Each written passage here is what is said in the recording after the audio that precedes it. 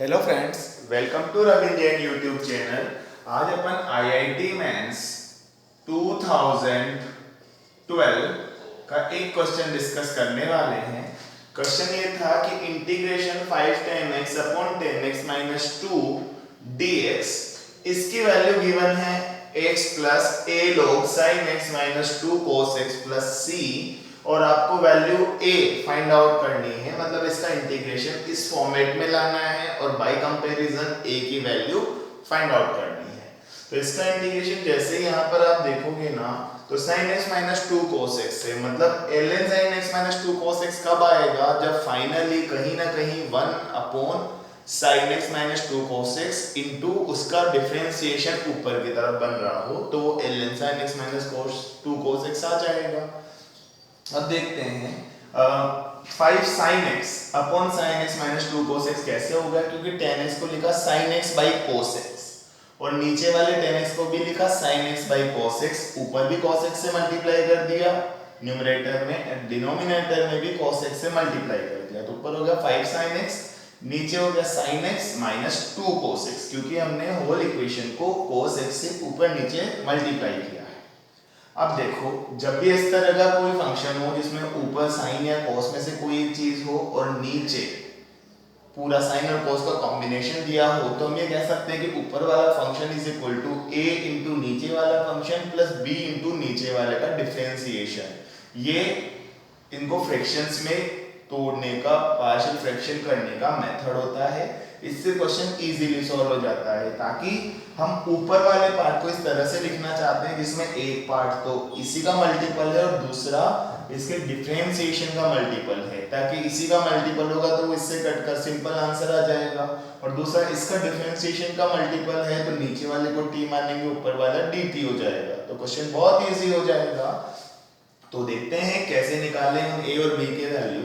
हमने पुट किया 5 sin x is equal to a नीचे वाला फंक्शन प्लस b इंटू इस वाले फंक्शन का डिफरेंशिएशन। इसका डिफरेंशिएशन क्या है, cos x plus 2 sin x, क्योंकि cos x का माइनस sin x होता है, तो ये हमने पुट कर दिया। अब हमारा टास्क रह गया कि हम a और b की वैल्यूज फाइंड आउट करना चाहते हैं।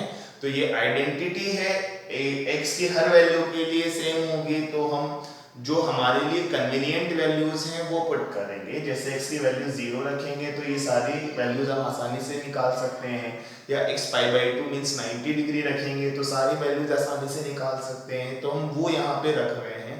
आप x इक्वल टू 45 भी रख सकते हो, 30 भी रख सकते हो, 60 भी रख सकते हो, पर कैलकुलेशन थोड़ी सी खराब आएगी, अल्टीमेटली आंसर यही आना है। तो x इक्वल टू 0 रखा तो LHS तो 0 हो गया, क्योंकि साइन 0 0 होता है, लेकिन RHS में अगर अपन ध्यान से देखें तो sin x की वैल्यू 0 रखते 0 और ये cos 0 1 होता है, तो ये -2 बन गया, cos 0 1 होता है तो 1 और ये 0 यानी कि b बन गया। पाई बाई 2 रखेंगे तो ये 1 हो जाएगा, पर cos वाली टर्म्स 0 हो जाएंगी, तो a into 1 plus b into 2 यानी कि 2b। अभी दो इक्वेशन बन गई, b माइनस 2 इक्वल टू 0 और a plus 2b equal to 5।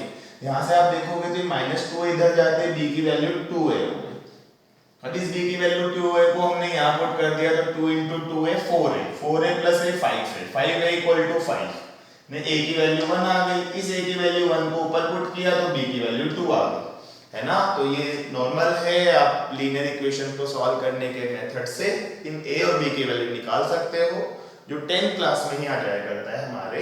तो a इक्वल टू 1 और b equal to 2, a equal to 1 और b इक्वल टू 2 को हमें सॉल्व करना है, पुट करना है अब इस वाली जगह पे। तो हम यू बोलेंगे कि 5 sin x को ऐसे लिखा जा सकता है 1 into this plus 2 into this, तो मैंने ये लिख दिया। आप चेक कर सकते हो कि कोई कैलकुलेशन मिस्टेक तो नहीं है ना, ये सब यही आना चाहिए। देख लो sin x और 4 sin x मिलाकर 5 sin x से -2 cos x plus 2 cos x खत्म, तो ये बन तो यही रहा है। अब मतलब ये वाले को हमने दो ऐसे पार्ट्स में लिख दिया, जो एक तो इसका मल्टीपल है और एक इसके डिफरेंशिएशन का मल्टीपल है। अब हमारा काम बहुत आसान हो गया, पहला पार्ट पहले पार्ट से डिवाइड करेंगे 1 आ गया, अगर यहाँ 2 हो रहा होता तो 2 आ जाता, 3 हो रहा होता तो 3 आ जाता। अब ये एज इट इज लिख दिया हमने, नीचे वाले को t मानेंगे तो ऊपर वाला dt हो गया, क्योंकि हमने यही तो मानकर सॉल्व किया है। उससे देखो sin x का डिफरेंशिएशन cos x और इसका ये तो ये t, तो ये dt, तो ये बन गया dt बाई टी, और dt बाई टी का इंटीग्रेशन क्या होता है ln t, तो 2 ln मतलब वही log, तो 2 ln mode sin x minus 2 cos x plus c।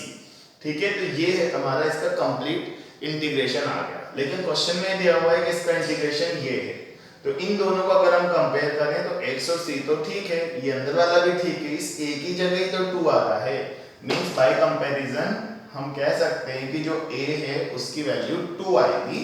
तो इस टाइप से ये IIT मेंस का क्वेश्चन नंबर IIT मेन 2012 का क्वेश्चन कंप्लीट हो गया।